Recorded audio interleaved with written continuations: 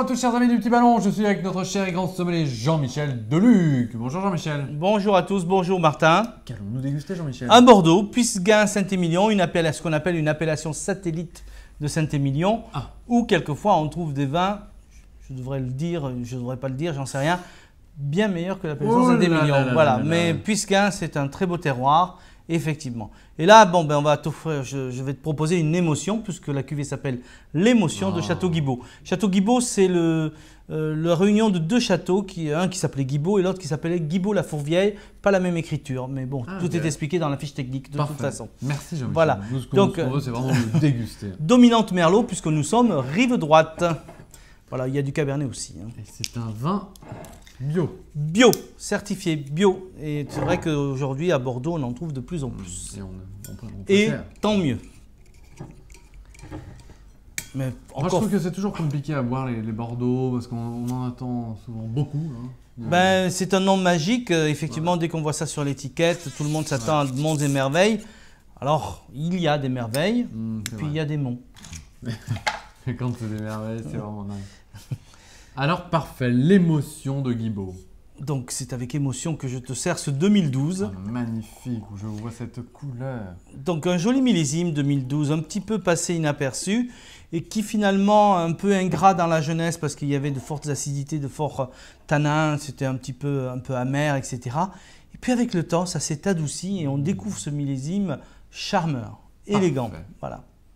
Donc effectivement, on a un vin qui a une robe rubis, mais qui tourne vers le grenat. On a déjà de l'évolution.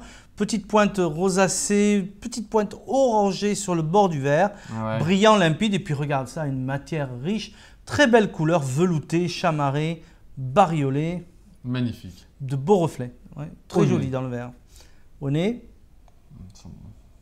Ah, moi j'adore parce qu'on a ce côté flatteur déjà du côté floral. C'est un vin moderne, hein, c'est très charmeur tout de suite et floral, je l'ai dit. On a un côté vieille rose anglaise, on a le côté pivoine, on a le côté violette, mais on a aussi des notes de fruits, mais mûrs. Hein, on a des fruits déjà, pas de la confiture, mais déjà un peu coulis de framboise, coulis de fraise, un côté un peu mûr également. Des notes poivrées, chocolatées, mais tout est harmonieux. Il n'y a rien qui domine. C'est ce que j'appelle moi le pointillisme. Donc tout par touche et l'ensemble donne un superbe tableau. Parfait. Si on le goûtait alors. C'est merveilleux. Alors, bon, sur ce demi, pas tout de suite, c'est marrant je trouve. Voilà, mais on sent bien la maturité. On a presque déjà une petite, j'allais dire un mot anglais hint. Juste un soupçon de cuir qui annonce l'évolution. Donc on a ce côté cerise, pruneau, les fruits à noyaux, c'est la maturité lorsqu'on est à Bordeaux. Et on a des notes légèrement poivrées, fumées, tabac. Enfin, on retrouve tout ce qu'on a au nez, on le retrouve en bouche, mais en bel équilibre. Le vin monte en bouche, en force, et redescend doucement. Donc on arrive pratiquement à l'apogée. Ah oui, c'est comme ça qu'on le sent. Oui, quand on monte, qu'il n'y a pas d'aspérité. D'accord. Hein, il n'y a pas des choses transversales, ça monte et ça descend doucement. Voilà, ça c'est l'apogée, c'est le meilleur moment pour boire un vin. Okay. Alors, ce vin-là, il faut l'ouvrir avant? Alors, ouvrir la bouteille, la laisser debout, ou si vous ouvrez à la dernière minute, le passer en carafe une demi-heure, ça suffit. 18 degrés maximum, donc n'hésitez pas à le mettre 15 minutes dans le frigo si la température de l'appartement ou de la maison est un petit peu chaude. 15 minutes au frigo, ça suffit. Pas besoin de le décanter, pas besoin de le carafer trop longtemps en avance. Là, déjà, tel qu'on le déguste là, et je trouve qu'il est parfait. Ne pas oublier que le fait de servir dans un verre, vous faites déjà une action d'aération. Oui, bien sûr.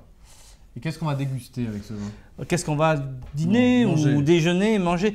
Je trouve que c'est un très joli vin. Alors, émotion, il porte bien son nom parce qu'il y a une certaine émotion, ce côté racé, classé, moi j'adore. Et bon, c'est peut-être une bouteille que j'ai envie de sortir à un moment de fête avec une belle viande rôtie, peut-être truffée, un filet de bœuf en croûte, un carré d'agneau avec un jus réduit, un peu de thym. Voilà, une cuisine un petit peu mijotée, je trouve.